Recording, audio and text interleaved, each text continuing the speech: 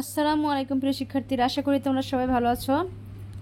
আজ আমরা 2.5 সমস্যার সমাধানের উপায় এখান থেকে অধ্যায় আলোচনা করবো। তো তোমরা এখনও যারা চ্যানেলটি সাবস্ক্রাইব করো, জলদি চ্যানেলটি সাবস্ক্রাইব করে ফেলো, আর যারা সাবস্ক্রাইব করেছে তাদেরকে অসংখ্য ধন্যবাদ।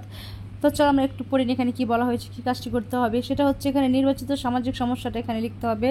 দেন এখানে লিখতে হবে ভুক্তভোগী জনগোষ্ঠীর সমস্যাটি, আর এখানে তারা কি কি সমাধান চায় সেই সমাধানটি এখানে লিখতে হবে।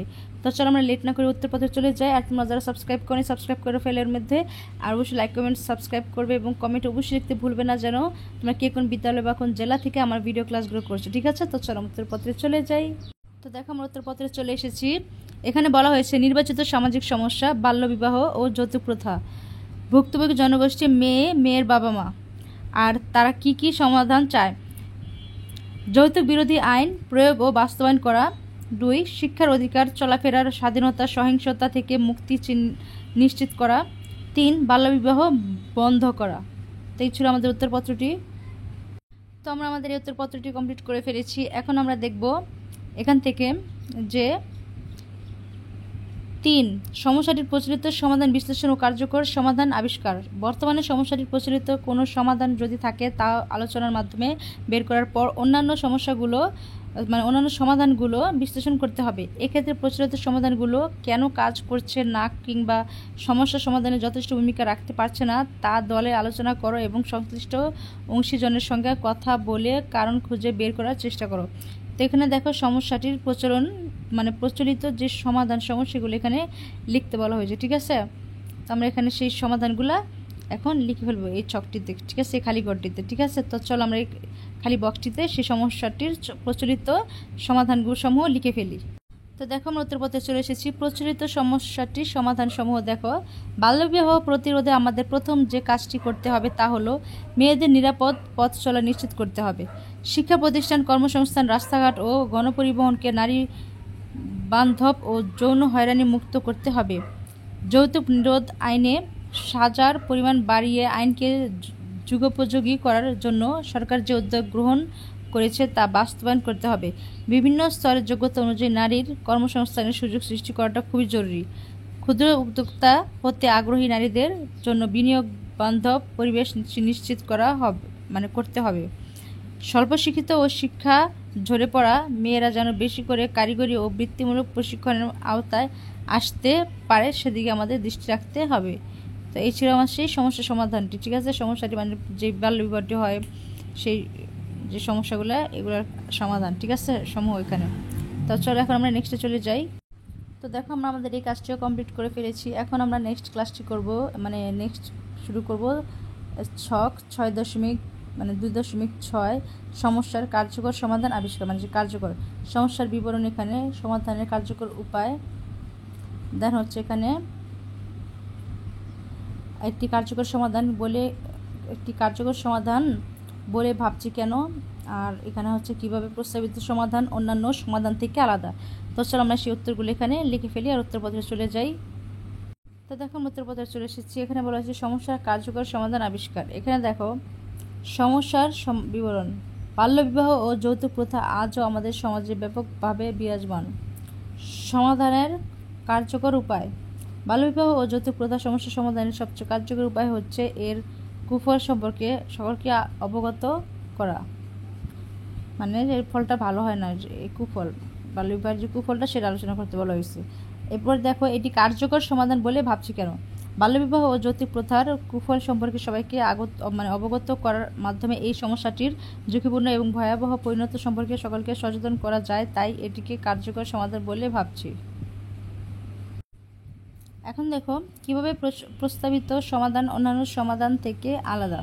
প্রস্তাবিত সমাধান অন্যান্য সমাধান থেকে আলাদা হওয়ার কারণ হচ্ছে সমস্যাটির কুফল সম্পর্কে অবগত করার ফলে অভিভাবকেরা ভবিষ্যতে ঝুঁকিপূর্ণ জীবনের কথা মাথায় রেখে তাদের মেয়েদের বাল্যবিবাহ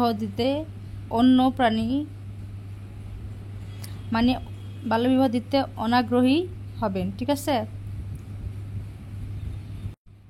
আশা করি তোমাদের ভিডিওটি কাজে লাগবে, আর কাজে লাগলে অবশ্যই তোমরা চ্যানেলটি সাবস্ক্রাইব করতে ভুলবে না, ঠিক আছে। আর তোমাদের যদি কখনো কোনো প্রবলেম থাকে তোমরা অবশ্যই আমাকে জানাবে, ঠিক আছে। তো চলো আমরা নেক্সটে চলে যাই। অনেক সময় আমাদের ভিডিওগুলো অনেক তাড়াতাড়ি তৈরি করে তোমরা তাড়াতাড়ি ভিডিওগুলো দিতে পারো, তৈরি করতে হয়, তো অনেক সময় ভুল ত্রুটি হয়ে থাকে। তো তোমরা সেগুলো বলতে গিয়ে ভুল ত্রুটি হয়, তো মানুষ মানে তো মানুষ মাত্রিক ভুল, তো মানুষ একটু ভুল তো করবে, ঠিক না? তো যদি আমার ভুল টুল হয়ে থাকে তোমরা আমাকে ক্ষমা দৃষ্টিতে দেখবে আশা করি, ঠিক আছে? তো চলো আমরা নেক্সটে চলে যাই। তো দেখো আমরা আমাদের এই ছকটিও কমপ্লিট করে ফেলেছি। 2.6 সমস্যার কার্যকর যে সমাধান আবিষ্কার সেগুলো আমরা লিখে ফেলেছি এখানে। আর এখন আমরা দেখব 4 সমস্যা সমাধানের দলগত উদ্যোগ, ঠিক আছে? এখানে দেখো আমাদের একটি ছক আছে, এখানে হচ্ছে আমাদের কাজ হচ্ছে আমাদের দলের সদস্যদের নাম এবং কর্মপরিধি, এখানে দলের নাম, এখানে সামাজিক উদ্যোগের নাম, এখানে সদস্যের নাম, এখানে যে কাজে পারদর্শী সেগুলো, আর এখানে নির্ধারিত কাজ। তো কাজটি করার আগে আমরা একটু এখানে পড়ে নিই, তাহলে আমরা আদের জন্য আরও সহজ হবে, ঠিক আছে? 4 সমস্যা সমাধানের দলগত উদ্যোগটা কীভাবে করতে হবে দেখো। একটি কার্যক্রম পরিকল্পনা থেকে বাস্তবায়ন পর্যন্ত সম্পন্ন করতে প্রয়োজন একটি শক্তিশালী দল। একা কাজ করলে অনেক ক্ষেত্রেই পরিকল্পনা বাস্তবায়ন করা দুরূহ হয়ে পড়ে, তাই দলের জন্য উপযুক্ত সদস্য নির্বাচন করা খুবই জরুরি। কোনো একটি সমস্যার উদ্ভাবনী সমাধান করতে হলে দলের সবাইকে সেই সমাধানে অবশ্যই ঐকমত্য হতে পোষণ করতে হবে, মানে একমত হতে হবে। আর দলের সবার বিশ্বাস স্থাপনে প্রয়োজনে যে আমরা যে কাজটি শুরু করতে যাচ্ছি তার মাধ্যমে সমস্যাটির সমাধান করা সম্ভব। মনে রাখতে হবে দলের সবার ভূমিকা হয়তো সমান থাকে না, কেউ প্রধান পরিকল্পনাকারী, কেউ বাস্তবায়নকারী, কেউ প্রচারকারী, কেউ সূক্ষ্ম কারিগরি কাজে সহায়তাকারী হিসেবে কাজ করে। এভাবে দলের সব ধরনের ভূমিকা পালন করার জন্য কোনো না কোনো সদস্য থাকা প্রয়োজন। কতজন সদস্য হলে খুব ভালো দল হবে তার কোনো নির্দিষ্ট মাপকাঠি নেই, তবে শুধু তাদেরই দলে নেওয়া উচিত যাদের এই ধরনের সামাজিক উদ্যোগ বাস্তবায়নের দারুণ আগ্রহ আছে, সংশ্লিষ্ট কাজে উৎসাহী এবং প্রয়োজন অনুযায়ী সময় দিতে পারবে। আমাদের নির্বাচিত সমস্যাটি সমাধানের উদ্দেশ্যে এবার আমাদের দলের জন্য 2.7 ছকটি পূরণ করি, ঠিক আছে? তো আশা করি আমরা বুঝতে পেরেছি আমাদের কাজটা কি। আমাদের প্রথমে দল গঠন করতে হবে, দেন সেই অভিজ্ঞতাগুলো, সেই কার্যগুলো কী কর্মপরিধিগুলো এখানে আমাদের লিখতে হবে, সদস্যের নাম, যে কাজে পারদর্শী এবং নির্ধারিত কাজ, ঠিক আছে? তো চলো আমরা উত্তরপত্রে চলে যাই। তো দেখো আমরা উত্তরপত্রে চলে এসেছি। আমাদের দলের সদস্যদের নাম এবং কর্মপরিধি, দলের নাম আমরা দিয়েছি শাপলা। তোমরা তোমাদের দলের যে নাম থাকবে তোমরা চাইলে সেটা দিতে পারো, ঠিক আছে? এবং সামাজিক উদ্যোগের নাম হচ্ছে বাল্যবিবাহ ও যৌতুক প্রথা প্রতিরোধ, ঠিক আছে? তো চলো এখন আমরা একটু কষ্ট করে দেখে নিই।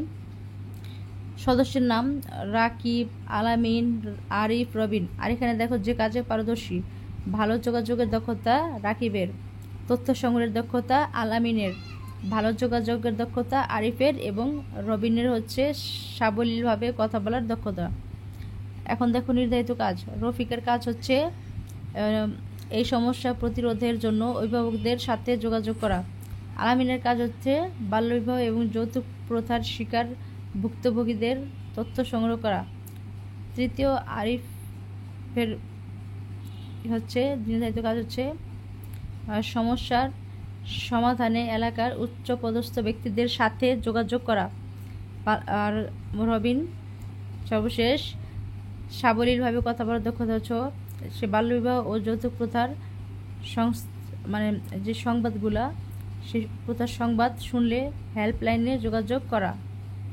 তা আশা করি তোমরা বুঝতে পেরেছো। এবং ইমরান দেখো পরিকল্পনা করার দক্ষতা আছে, আর যে নির্ধারিত কাজ তার কাজ ছিল সমস্যার সমাধানে সবাই একত্র হয়ে করণীয় সম্পর্কে সঠিক পরিকল্পনা করা। আশা করি তোমাদের ভিডিওটি উপকারে আসবে। অবশ্যই তোমরা সাবস্ক্রাইব করবে এবং লাইক কমেন্ট করতে বলবে না তোমরা কে কোন বিদ্যালয় থেকে আমার ভিডিও ক্লাসগুলো করছো, ঠিক আছে? তো আজ পর্যন্ত, চলো আমরা নেক্সটে চলে যাই। তো দেখো আমরা আমাদের এই ছকটিও আমাদের দলের সদস্যদের নাম এবং কর্মপরিধি এই কাজটি আমরা কমপ্লিট করে ফেলেছি, ঠিক আছে? তো আমাদের এই কাজটি দলের নাম সাপটা আমরা দিয়েছি। তোমার চাইলে তোমাদের দলের নাম টগর, যেটা নাম রাখবে সেটা দিতে পারো, জুই, বেলি, ঠিক আছে? হাসনা, হেনা, যে যার ইচ্ছা দলের নাম দিতে পারো, আম, জাম, কাঁঠাল, লিচু, ঠিক না? দেন তোমাদের নামগুলো দিয়ে পর্যায়ক্রমে এখানে যে যে কাজে পারদর্শী এবং নির্ধারিত কাজগুলো লিখে ফেলবে, ঠিক আছে? তো আমরা নেক্সট ক্লাসটি করবো সহযোগী ব্যক্তি, সংস্থা, প্রতিষ্ঠানের নামের তালিকা এখান থেকে, ঠিক আছে?